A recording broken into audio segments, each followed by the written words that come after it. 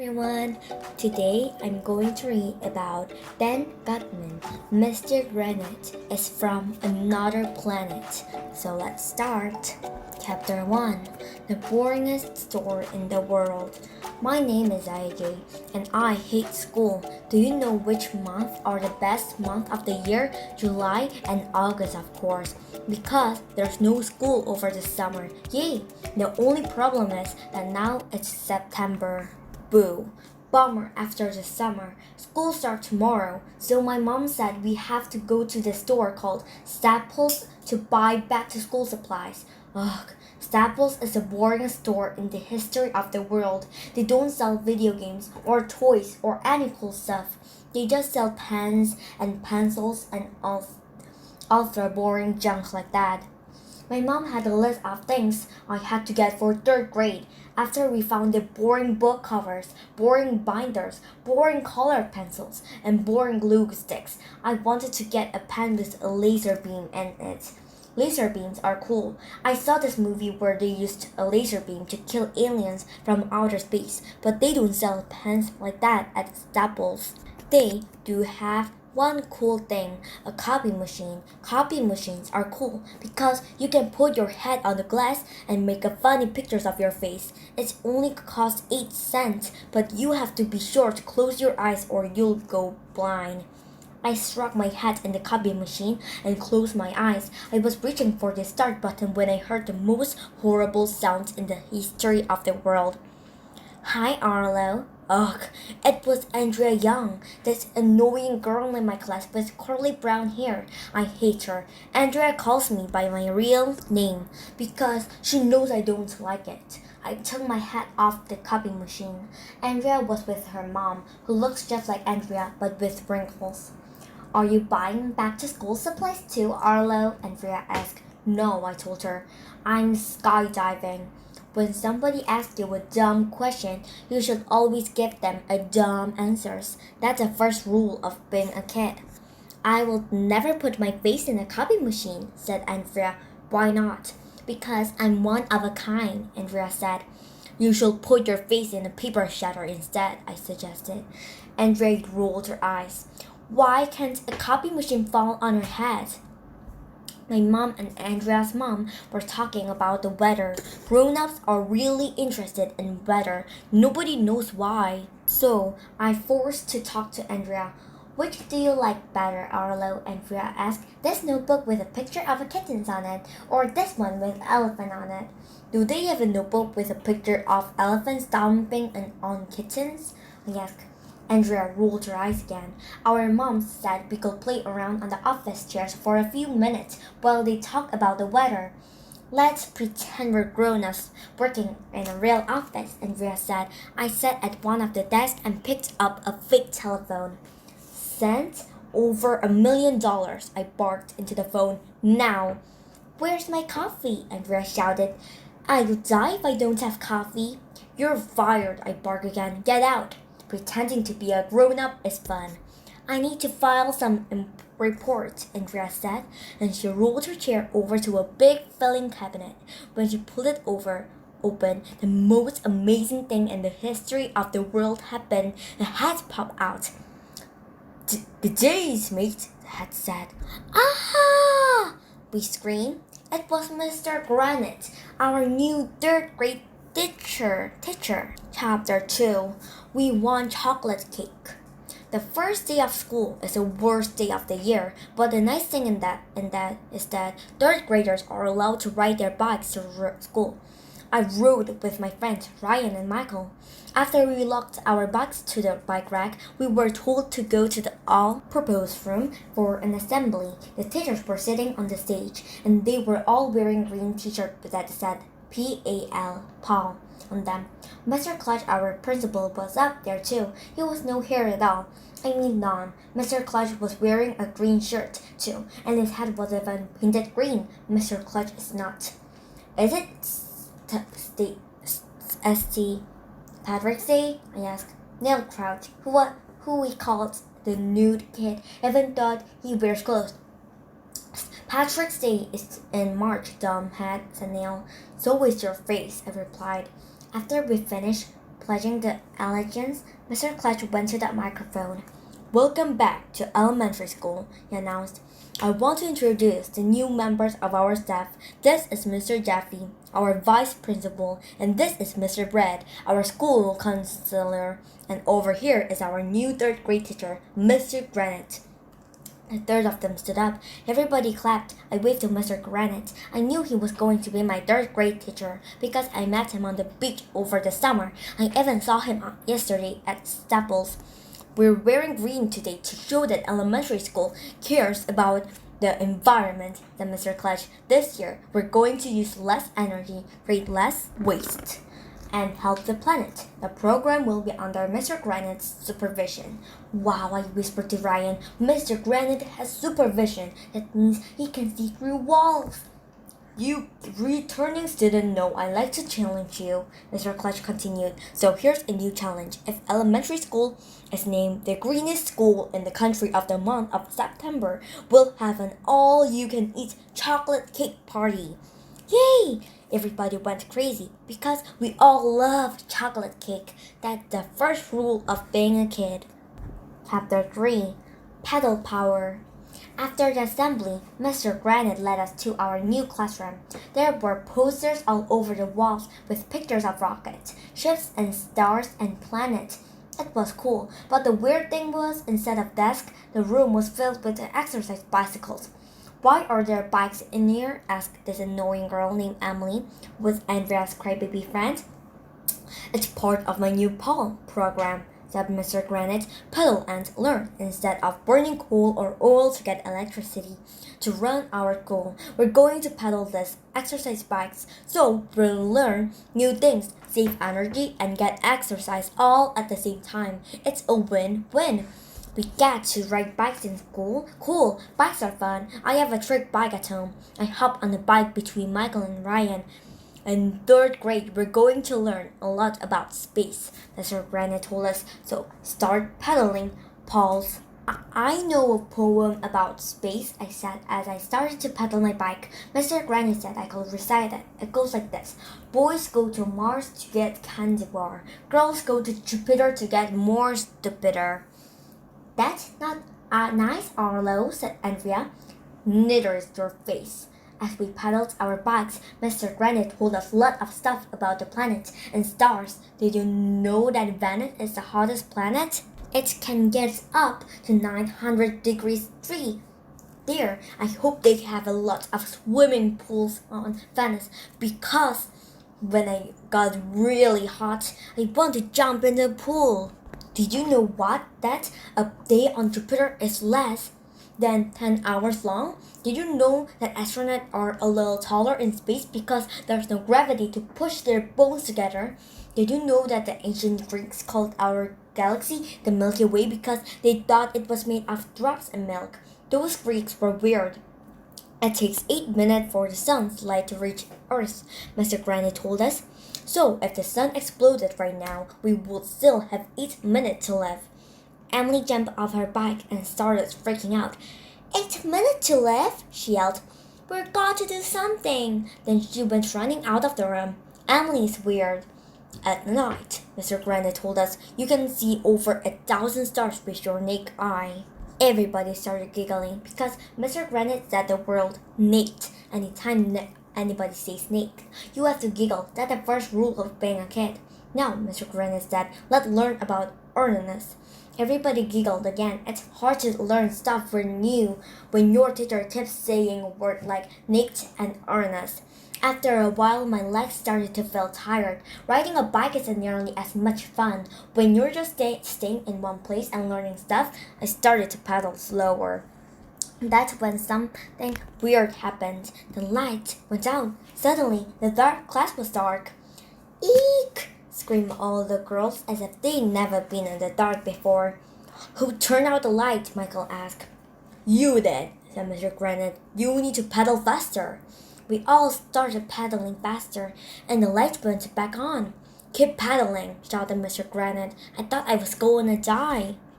Chapter 4. Going Green. Boy, Mr. Granite wasn't kidding about making elementary school green. Everybody was doing their part to save energy and help the environment. Miss Lazar, our school custodian, put solar panels up on the roof to collect the sun's rays and turn them into electricity. Miss Lazar is bizarre. Miss Hannah, our art teacher, hate throwing stuff away. She told us to bring in plastic bags from home instead of throwing them in the garbage. She showed us how to make plastic bags into butterflies, kites, and dream catchers. Miss Hannah is bananas. Mr. Doctor, our science teacher, is off his rocker. He has a car that runs on potatoes instead of gas. Mr. Doctor converted the school bus to run on potatoes too. And he helped Mr. Yonkers, our computer teacher, to hook up potatoes to power the school computers. So now she says that peace stand for potato computer. Mr. Yonkers is bonkers. Miss Cooney, our school nurse, brought a giant tube of toothpaste to school one day. It was about the size of a first grader. Miss Cooney is loony. She said that when you buy large sizes of stuff, you don't have to go to shopping so often. There's less waste and you save money too. Mr. Lagrange, our lunch lady, told us pack our lunches in reusable containers instead of in paper bags so we have less garbage. She also brought in a bunch of cows to graze on the grass in the field behind the school. Now the lawn doesn't need to be mowed anymore. And we get free milk too. I don't know where Miss Lagrange got the cows. I guess she went to rent a cow. You can rent anything. Miss Lagrange is strange. Mr. Ruby, our librarian, read us a book about how trees give off oxygen, which is good stuff, and absorb carbon dioxide, which is bad stuff. Then she helped us plant a tree in the middle of the library. Miss Ruby is loopy. And Mr. Clutch, well, he put up a giant windmill in the field behind the school. When the wind turns the blade of the windmill, it makes electricity. The whole school was going green. Part of the reason was that we all know it was good to save energy and reduce waste. The other part was that we all like chocolate cake. Do any of you have other ideas to help the environment? Mr. Granite asked us while we were paddling to nowhere. Little Miss, I know everything, was waving her hands in the air like she was trying to signal a boat across the ocean. But Mr. Granite called on me and said, so na na na boo boo on Andrea. I know a way to save energy, I said. You should close the school down and let us stay home all day. Then we could sit around and do nothing. That will save a lot of energy. Everybody laughed, even though I didn't say anything funny.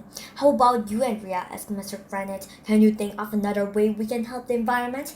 We could use both sides of every scrap of paper, Andrea said, and then we could recycle it. That's an excellent idea, Andrea, said Mr. Granite. Andrea stuck out her tongue at me. What is her problem? Oh snap, whispered Ryan. Andrea stuck her tongue out at UAJ. Are you gonna take that? At Andrea's house, I told the class. They use both sides of the toilet paper and then they recycle it. That's gross, Arlo, Andrea said. So is your face, I told her. Oh snap, said Ryan. Chapter 5. Goo Goo Gaga. We were just about to get on our exercise bikes the next morning when the school's security, Mr. Patty, made an announcement over the intercom. Teachers, please do not throw our teacups around the teacher's lawn. Thank you. That was weird. Okay, Paul, said Mr. Granite. It's time for language arts, so start pedaling. We all started pedaling, but we didn't learn anything about language arts because you will never believe in a million hundred years we walked into the door at that very moment. Nobody, because if you walk into a door, it will hurt, but you'll never believe who walked into the doorway. It was our old teacher, Miss Daisy. She was with her husband, Mr. Maggie, who was our reading teacher. We hadn't seen Miss Daisy since we graduated from second grade in June. Miss Daisy, we all shouted. Miss Daisy, said Mr. Granite, to what do we owe the pleasure of your company? That's grown-up talk for what are you doing here? I miss my kid, she replied. We miss you too, said Andrea, the big brown noser. Miss Daisy was holding something in her arms, but Will couldn't see what it was because it was wrapped up in a pink blanket.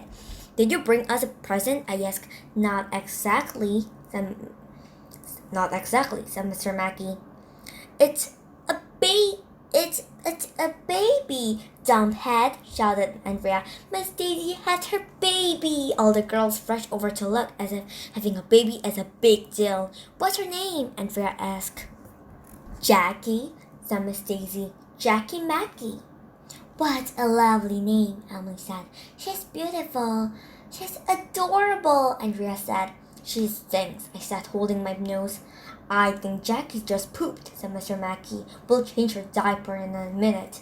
I wasn't going too near that thing, especially after it pooped, but all the girls were coochie cooing and saying, goo goo gaga to Jackie Mackey. All babies say goo goo gaga. Nobody knows why. It must be the first rule of being a baby. I think Jackie looks just like you, Miss Daisy. I think Jackie looks like you, Miss Daisy, said Emily. No, said Andrea. I think Jackie looks just like you, Mr. Mackey. I think she looks just like Mr. Clutch, I said. She's as bald as a balloon. Arlo, that's mean, said Andrea. Well, it was true. All babies look alike anyway. Jackie Mackey started drooling and then she started blowing spit bubbles. Then she put her foot in her mouth and started sucking on her toes. I thought it was pretty disgusting, but the girls thought it was cute. I know that if I started drooling in school, blowing spit bubbles, and sucking on my toes, nobody would think it was cute. I would probably get kicked out of school. Wah! Jackie Mackey cried. Wah!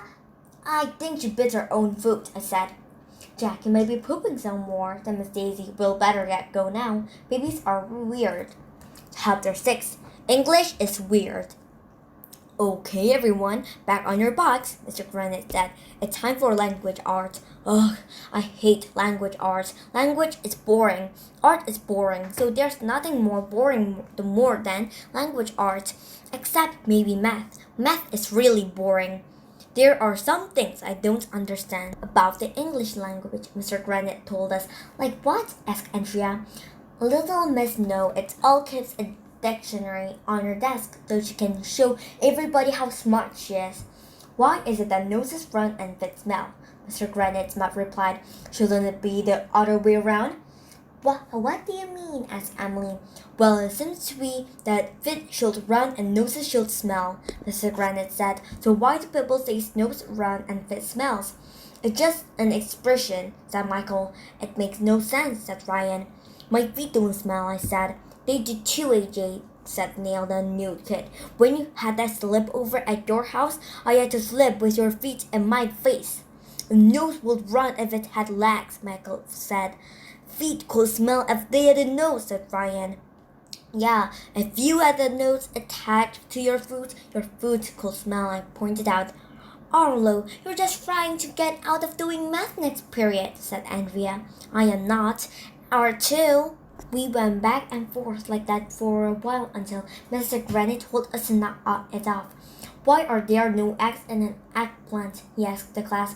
And why is there no ham in a hamburger? Hot dogs are made funny dogs, and a pineapple doesn't have apples in it, or pine for that matter. Mr. Granite is right, said Ryan. English is weird, I said. Why are boxing rings square? Asked Mr. Granite. If they're rings, they should be round. Yeah, some of the kids agreed. If one tooth and another tooth are called teeth, said Mr. Granite, and one goat and another goat are called geese, then why aren't one moose and another moose called meese? Yeah, Neil said, what's up with that? Why do we play at a recital and recite at a play? Said Mr. Granite. When the house burns up, how can it also burn down? And why do we drive on the parkway and park on the driveway? Yeah, everybody shouted. Mr. Granny's right, I said. The English language is messed up. If you ask me, we shall complain. Who are you going to complain to, Arlo? Asked Andrea. The president, I said. We shall write a letter to the president of the United States. Andrea rolled her eyes, but Mr. Granite says that writing a friendly letter to the president was a great idea. So nana boo boo on Andrea. Mr. Granite paper to everybody. It's hard to write while you're riding a bike, so I kept my letter short and sweet. Dear Mr. President, I am a third grade student at elementary school. I don't think it's fair that your feet smell. Do you have a nose attached to your foot? Sincerely, AJ. Chapter 7. Mr. Granite Goes Overboard. It was recess. We were on the swings in the playground. Me and the guys were talking about important stuff, like who won the big game last night. Andrea and her friends were talking about girly stuff, like what color they should paint their toenails. That's when Mr. Granite came over. He was carrying some kind of machine. Everybody up the swings, he shouted. Why, we all asked. I need to attach this generator to the top of the swing set, Mr. Granite replied. So every time you swing back and forth, you'll be making electricity. We have to get off the swings and go over the field near the cows and the windmill. I miss Miss Daisy, said Neil the nude kid. She was normal. We used to say Miss Daisy was weird, Michael said, but Mr. Granite is even weirder. Moo, said the cow. Mr. Granite is going overboard with this green stuff, said Ryan. He's falling out of a boat? I asked. No, dumbhead, said Ryan. I mean, he's getting carried away. I don't see anybody carrying him away, I pointed out. I looked around to make sure nobody was carrying Mr. Granite away. Moo, said the cow. I heard that Mr. Granite is working on a machine that makes electricity every time you blink your eyes, Michael told us. We'll have to wear it all like a pair of glasses. That's crazy, I said. I heard that Mr. Granite asked the music teacher, Mr. Loring, to write a song with just one note in it, said Neil the nude kid. Why, we all asked. So he shouldn't waste any notes, Neil said. That will be the most boring song in the history of the world, I said. Moo, agreed the cow. Andrea and her friends were sitting on the bench a few feet away, looking all worried. What's eating you? I asked Andrea. Did you get an A- on the math quiz? No, Arlo, Andrea replied. I got an A+, but I just figured something out. What? Bill asked. Maybe, Mr. Granite isn't a real teacher at all, Andrea said. Did you ever think of that? What do you mean? I asked. Maybe he's just pretending to be a teacher, she said. I think that Mr. Granite is from another planet. That's not, I told her. Think about it, Arlo, Andrea said. Mr. Granite knows a lot about planets and stars and space, right? Yeah. And he doesn't understand the English language very well, right? Yeah. He has supervision too, added Neil. He can see through walls. Did you ever notice that Mr. Granite doesn't have any hair growing out of his ears or nose? Ryan asked. Andrea might be right. After all, the first rule of being grown up is that you have hair growing out of your ears and nose. My dad has to turn his nose hair every week. Maybe Mr. Granite is from another planet. Moo, said the cow. He doesn't look like an alien, said Michael. Aliens are little green guys with big head. Maybe Mr. Granite is disguised as a human, I suggested. Yes, said Ryan. Maybe if we peeled off his human mask underneath, we'll find a little green guy with a big head. Mr. Granite is nice, Emily said. Maybe he's a good alien. Yeah, like an E.T., said Ryan. That's my favorite movie. Maybe Mr. Granite is a nice alien who was left here on Earth, like E.T. There are no nice aliens, Neil said. You're supposed to kill aliens. Yeah, I added, with laser beams. Stop trying to scare Emily, said Andrea. Mr. Granite is probably going to take over the world and turns us into flesh-eating robots, I said. We're got to do something, said Emily, and she went running away. The only problem was that Emily ran right into a cow. She was on the ground, freaking out. What a crybaby. Moo, said the cow. Ooh, ow, said Emily, which is moo upside down and backward. My dad is a policeman, said Michael, and he states you can accuse people of stuff unless you have proof. So let's get proof that Mr. Granite is an alien, said Neil, the nude kid. How are you gonna get proof? Ryan asked. I have an idea, Andrea told everybody. Let's follow Mr. Granite home after school. I have my camera in my backpack. We can step around. I take pictures of him when he peels off his human mask, and we'll have proof. Everybody agreed that Andrea was a genius and that she should get the Nobel Prize. That's a prize they give out to people who don't have bells. Chapter 8. The World's Biggest iPod. All afternoon, I was watching Mr. Granite very carefully to see if his face was going to come off. Finally, 3 o'clock came and the bell rang. Any questions? Mr. Granite said as we got our stuff off our cubbies. We're going to destroy our planet? I asked. Will you peel off your face? Neil asked. Don't be silly, replied Mr. Granite. Once we got outside, Michael and Ryan raced to the bike rack. Andrea and Emily were already there. How will we find out where Mr. Granite lives? Asked Emily. We shall drop pieces of candy on the ground, said Ryan. That's what the boys did in E.T. I'm not wasting my candy, I said. We shall stalk Mr. Granite, suggested Michael. You mean we shall hit him with celery? I asked. What good will that do? No, dumbhead, said Andrea. Stalking is... She never got the chance to finish her sentence, because at that very second, Mr. Granite zoomed past us on his bike. Look, said Ryan, there he goes. We all hopped on our bikes and followed Mr. Granite behind carefully not to let him see us. Maybe Mr. Granite will make us our bike fly, said Ryan. That's what E.T. did. Will you forget about E.T. already? Michael told Ryan. Finally, Mr. Granite turned into a driveway. Well, I don't mean he become a driveway. That would be weird. He just rode his bike up into a driveway next to a house. There was a big white box in front of the garage. It had the word pods on it. Hey, check it out, I told everybody. Look at the size of that iPod. Mr. Granite lived in an iPod? Asked Michaels.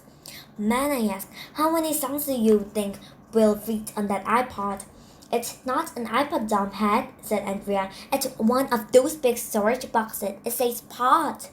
Oh, it makes sense that Mr. Granite lived in a pod. I saw this movie called Invasion of the Body Snatchers. It had this pod people who look just like humans, but they worked secretly to spread more pods until they could replace the entire human race. It was cool. Anybody who lives in the pod has to be an alien, I said. My mom says we should accept people. My mom says we should accept people no matter where they live, Emily said. Your mom is weird, I told her. Maybe he's building a transmitter in there to connect his home planet, said Ryan, like an E.T. Give it a rest with E.T., will you? I told Ryan. Mr. Granite opened the door and went inside the pod thing. We all snuck up to it like we were secret agents. It was cool. Edward took a little camera out of her backpack. I bet he's taking off his human mask in there, Michael whispered. I'll snap the pictures when he peels off his face, and Red whispered. That will be a real Codex moment, I whispered. I'm scared, whispered Emily. Maybe we should, but she never got the chance to finish her sentence, because at that very second, Mr. Granite popped out of the pot. Eek! We all screamed. Good day, mate, Mr. Granite said. He looked completely normal. What can I do for you, blokes? I said, we were just wondering if you trim your nose hair. You followed me home to ask if I trim my nose hair, asked Mr. Granite. Well, actually, we wanted to know where you were born, said Andrea. I came from Neptune, said Mr. Granite. Wow, we all said, which is mom, and upside down. So it was true. Mr. Granite really is from another planet. Yes, he continued, Neptune. New Jersey. Then my parents moved to Australia. Oh. Chapter 9. Tattletale. I didn't believe for a minute that Mr. Granite was born in New Jersey. He was an alien from another planet for sure. And even though he didn't have a picture of him peeling off his face, we decided there was only one thing left for us to do. We had to tell Mr. Clutch. The next morning, we all met at school early to go to Mr. Clutch's office. When we got there, he was wearing one of those weird square hats we had to wear at graduation, and he was sticking his head out the window. Why are you sticking your hat out the window? Ryan asked. Oh, excuse me, said Mr. Clutch, pulling his head back inside. I had to sharpen my pencil. You have a pencil sharpener outside your window? Asked Michael. No, I was just gathering solar energy to power my special sharpener, Mr. Clutch told us. See, this cap has a school solar panels in it. It was Mr. Granite's idea. Mr. Clutch showed us how to sharpen a pencil with his solar-powered pencil sharpener. It was cool. We wanted to talk to you about Mr. Granite, said Ryan. I'm all ears, Mr. Clutch said. You are not, I told him. You have ears and a nose and a mouth, too. It will be weird to be all ears. It's just enough expression, Dumphead, said Andrea, rolling her eyes. It means Mr. Clutch is listening. I know that, I lied. Anyway, we think there's something weird about Mr. Granite. Yes, I agree, said Mr. Clutch said. I can't put my finger on it. Why would you want to put your fingers on it? I asked. Mr. Granite lives in a pot, Emily said, and he has no nose here, said Michael. Mr. Clutch, said Andrea, we suspect that Mr. Granite is from another planet. Said Clutch. It's funny you should mention that. The other day I saw a flying saucer in the teacher's lawn. What? We all shouted. You did? Yes, said Mr. Clutch. The teachers were throwing their teacups around again. I'll have to make another announcement about that. If Mr. Granite is an alien, will you have to fire him? Asked Emily. Or attack him with laser beams? Asked Ryan. Said Mr. Clutch. This has never come up before. I'm not sure aliens from other planets are allowed to teach third grade. I'll never check in the Board of Education rulebook. I'm bored of education, I said. In the meantime, said Mr. Clutch, let's all keep our eyes peeled. That will probably hurt, I told him. Can we just watch Mr. Granite instead? Okay, let's do that, he said. I want to know everything about him. I want to know what makes him trick. Mr. Granite ticks? I asked. Maybe there's a clock inside him, like the crocodile in Peter Pan. Maybe there's a bomb inside him, Brian said. Mr. Granite swallowed a bomb? Asked Emily. We've got to do something. Run for your life, shouted Neil the nude kid, and we all went running out of Mr. Clutch's office. Chapter 10. The Truth About Mr. Granite. As it turned out, Mr. Granite didn't have a clock or a bomb inside him. I didn't even hear him trick. That day was a perfectly normal day, or as normal as it can be when your teacher is from another planet. When the 3 o'clock bell rang, Mr. Clutch made an announcement over the intercom. Have a great weekend, everyone, he said. Next week, we'll find out if elementary school is the greenest school in the country. I can almost taste that chocolate cake now. Oh, and teachers, please stop throwing teacups around the teacher's lawn. Thank you. Me, Michael, and Ryan rode our bikes home. We were pretty tired because we had been riding our bikes all day in class, but that's when I got the greatest idea in the history of the world. Hey, I told the guys, I know how we can make our school the great greenest school in the country. How, they asked. Let's paint it green. AJ, Ryan said, you're a genius. That's why I'm in the gifted and talented program, I said modestly. Everybody agreed that I should get the Nobel Prize. That night, after dinner, I told my mom there was a bingo game at school. Michael and Ryan made up another excuses. Michael brought a bucket of green paint. He found it in his basement. Ryan brought some paintbrushes. He rode our bikes and met at the school. Okay, I told the guys. Let's start by painting the front door. Michael opened up the paint can. Ryan gave me a brush. I was about to dip the brush into the paint when the most amazing thing in the history of the world happened. A guy jumped out from behind the bushes. Freeze, dirtbags, he shouted. Ah! It was Officer Spence, the school security guard. He was supposed to protect the school from bad guys and criminals, not from us. Let's get out of here, shouted Michael. We hopped on our bikes and pedaled as fast as we could down the street. I never even turned around to see it. Officer Spence was chasing us. Phew, that was a close one, Ryan said when we were a few blocks away from school. I don't think Officer Spence saw our faces, said Michael. Let's go home, I said.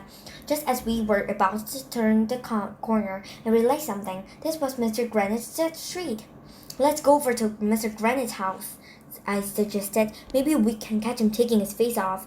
We paddled over to Mr. Granite's house. It was easy to find because of that giant pot thing on the grass. There was a light on inside the garage. We parked our bikes across the street and tiptoed over to the garage. Like secret agents, it was cool.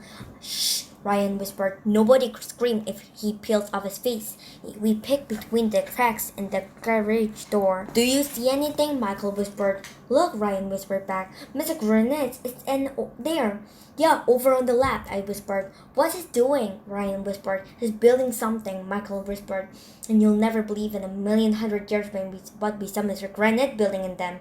I'm not gonna tell you. Okay, I tell you.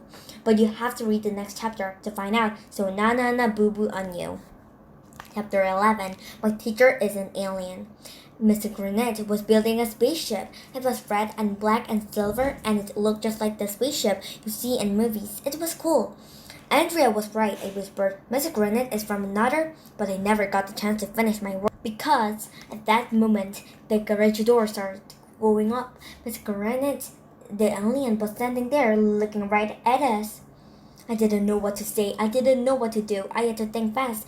Freeze! Third back, I yelled. You're an alien and we know it.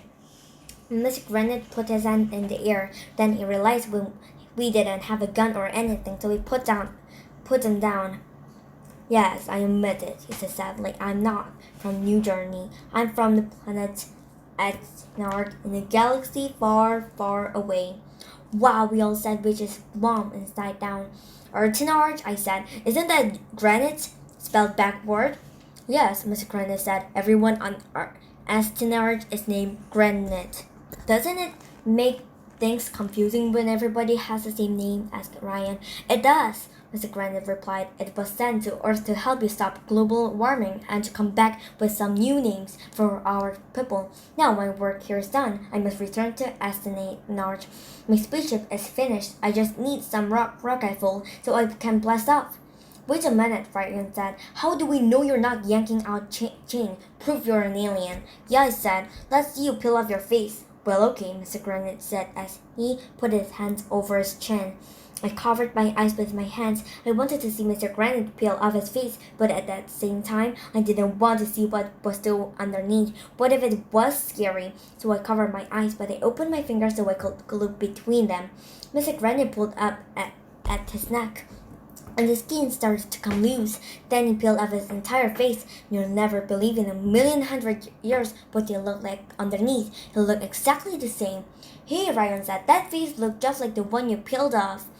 It never hurt to have an extra face, said Mr. Granite. Even though Mr. Granite peeled off face looked the same as his regular face, it was still cool. Don't tell Mr. Clutch, Mr.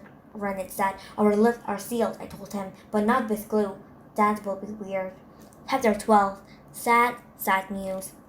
I couldn't sleep that night. All I could do was thinking about Granite, Mr. Granite. What if he was lying?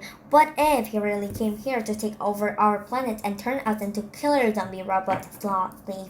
Stuff like that happened all the time. You know, I wish I had been able to buy one of those laser beam pens at stables. Maybe Mr. Granite was just pretending to be nice so it will be easier for him to take over the world. Maybe I should tell Mr. Clutch if I didn't see anything and Mr. Granite took over the planet, it will be all my fault.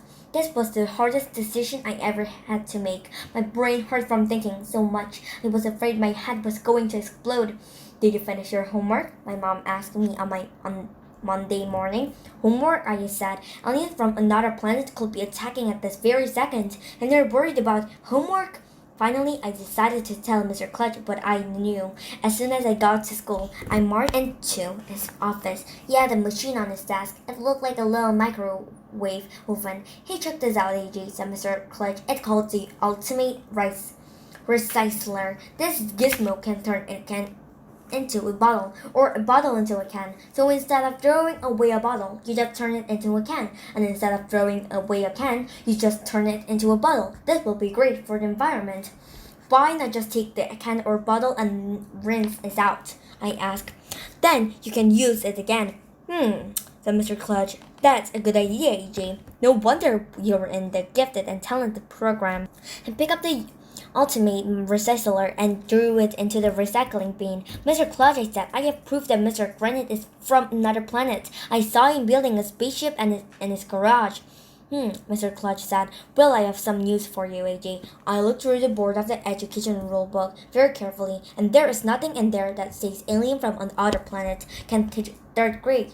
So Mr. Granite can stay on Earth if he wants to? That's right, said Mr. Clutch. In fact, I'll call him in here right now to tell him the good news. Mr. Clutch called Mr. Granite on the intercom. A few minutes later, Mr. Granite came into the office. When he saw me, he looked mad. It's okay, Mr. Clutch told Mr. Granite. I know you're from another planet, but I think you're an excellent teacher, and I want you to stay at elementary school. Mr. Clutch and Mr. Granite talked, which was weird. You are very kind, Mr. Granite said, but my work here is done. I'm ready to return to my home planet of Athene North. I blessed off Friday. But I thought you said you didn't have my rocket full, I said. I don't need rocket fuel anymore, Mr. Granite told me. I met with Mr. Doctor over the weekend, and he figured out a way to power my spaceship with potatoes. Wow, I knew you will power a car with potatoes, and I know you could power a computer with potatoes. But how are you going to get the spaceship off the ground with just potato power?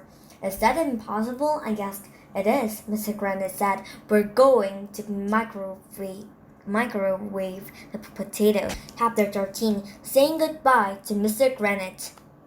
At 3 o'clock on Friday, the school secretariat, Mr. Patty, made an announcement that everybody had to go to all-purpose room. When we got there, Mr. Clutch was up on the stage. He was holding a piece of paper. I have big news, Mr. Clutch told us. Mr. Clutch has a big news, I whispered to Ryan. Are we the greenest school in the country? Asked Neil, the rude nude kid. No, we came in second place, Mr. Clutch said. Everybody groaned because that meant we weren't going to have a chocolate cake party. Second place? Michael asked. How could any school be greener than ours? Well, said Mr. Clutch, the student at one of the other schools actually painted their school green. Too bad we didn't think of that. I looked at Ryan. Ryan looked at Michael. Michael looked at me. So what's the big news? Asked Neil, the nude kid. The big news is that we received a letter from the President of the United States, said Mr. Clutch. Wow, we all said, which is Mom. Upside down, I stuck my tongue out of Andrea because she had thought it was a dumb idea to write to the President. Mr. Clutch read the letter. Dear student of elementary school, thank you for the nice letter. I just wanted to let you know that I do not have a nose attached to my foot. Sincerely, the President. It was cool to get a letter from the President, even if the letter made no sense at all. I have more big news, Mr. Clutch told us. Our third grade teacher, Mr. Granite, is from a planet called Athene North, and he's going home today, so we're going to have a going away party with chocolate cake.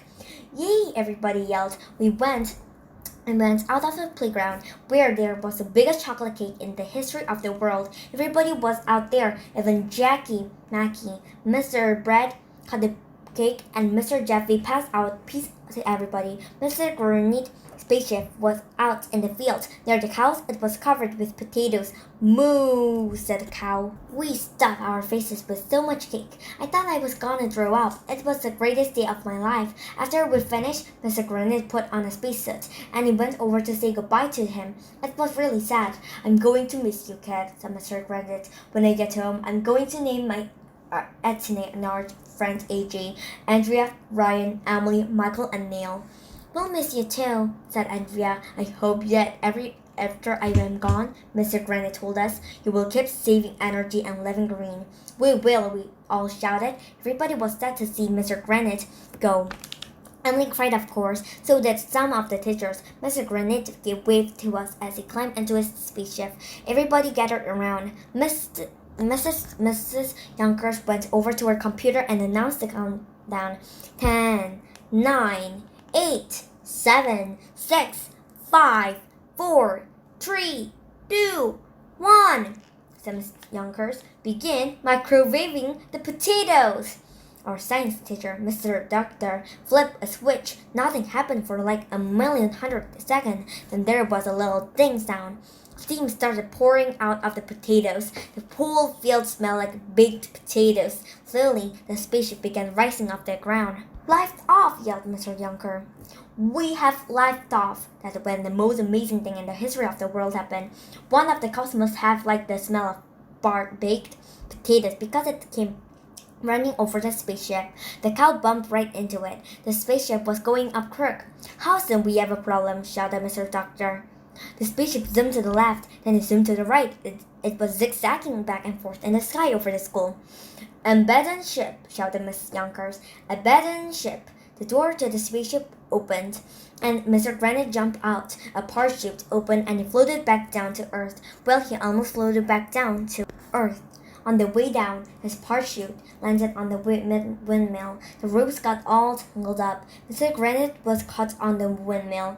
He was spinning around and around. It was a real Kodak moment. You should have been there. Meanwhile, Mr. Granite's spaceship crash landed in a field across the street from our school. It exploded. Pieces of baked potato went flying everywhere. It was cool, and we got to see it live and a person. Well, that's pretty much that way it all sent down.